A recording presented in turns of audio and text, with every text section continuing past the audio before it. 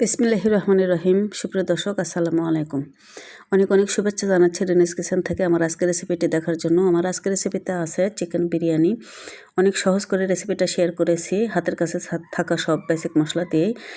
তো আশা করছি রেসিপিটি ভালো লাগবে। আমি রেসিপির জন্য এখানে 1.5 কেজির মতো চিকেন নিয়েছি। 1.5 কেজি প্লাস হবে। আমি বড় বড় পিসেস করে কেটে নিয়েছি আর ভালো করে ওয়াশ করে নিয়েছি। 1 বাটি টক দই দিলাম, এটা আমার রিসেন্টলি বানানো টক দই। 3 টেবিল চামচের মতো আদা রসুন পেস্ট দিলাম। গরম মশলা দিচ্ছি 2 চা চামচ, আর ধনিয়া জিরের গুঁড়ো দিচ্ছি আমি 1.5 চা চামচের মতো।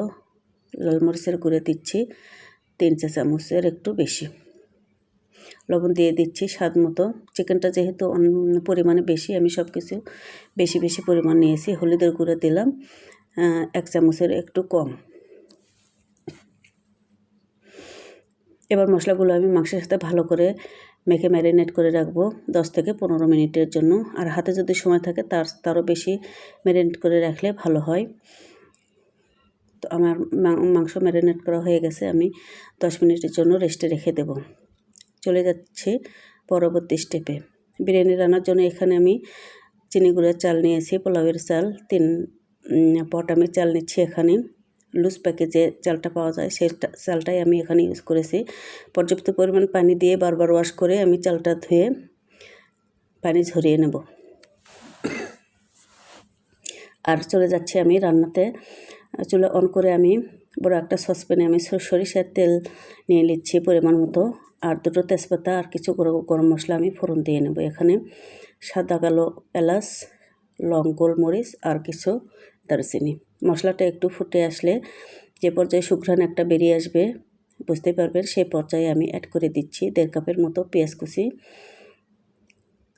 পেঁয়াজটা একটু মিহি করে কেটেছি, আর পেঁয়াজটা একটু ভেজে নেব 2 থেকে 4 মিনিটের মতো। ভাজলে এরকম ব্রাউন কালার ধরে আসবে। আর এ পর্যায়ে দিয়ে দিচ্ছি ম্যারিনেট করে রাখা মাংসগুলো, চিকেনগুলো আমি এবার পেঁয়াজের মধ্যে নেড়েচেড়ে ভেজে নেব, যাকে বলে কষিয়ে নেব।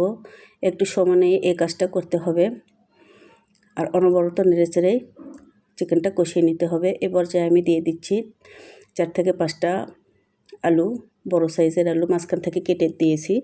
এই আলুটা এখানে ভেজেও দেওয়া যাবে, কিন্তু আমি একবারেই দিয়ে দিলাম, এখানে মাংসের সাথে সিদ্ধ হয়ে যাবে। যাই হোক, এভাবে নেড়েচেড়ে আমি কিছুক্ষণ ঢাকনা দিয়ে রান্না করে নেব। এতে করে কিন্তু চিকেন থেকে অনেকটা পানি ছেড়ে দেবে, আর চিকেন থেকে ছেড়ে দেওয়া পানিতেই কিন্তু চিকেনটা 50%-এর মতো সিদ্ধ হয়ে যাবে। চুলার আঁচটা মিডিয়ামই থাকবে এ পর্যায়ে, আর অনবরত নেড়েচেড়ে এ পর্যায়ে আসা পর্যন্ত আমি রান্না করে নিয়েছি। আর এখানে চিকেনটা ভালো করে সিদ্ধ হওয়ার জন্য 1 কাপ পানি অ্যাড করে দিলাম। এই পানি দিয়েই কিন্তু চিকেনটা 80 থেকে 85% সিদ্ধ হয়ে যাবে, বাকিটা পোলাওয়ের সাথে সিদ্ধ হয়ে যাবে। তো আমি ঢেকে রান্না করছি পানিটা একেবারে শুকিয়ে আসা পর্যন্ত। আমার চিকেনটা অনেকটাই পানি শুকিয়ে এসছে এবং চিকেনটা অনেকটা সিদ্ধ হয়ে এসছে। এই পর্যায়ে আমি ধুয়ে রাখা চালগুলো দিয়ে দিচ্ছি, পোলাওয়ের চাল। পোলাওয়ের চালের সাথে চিকেনগুলো আমি ভালো করে কষিয়ে নেব। যে ঝোলটা দেখতে পাচ্ছেন, এই ঝোলটা আমি একেবারে শুকিয়ে নেব।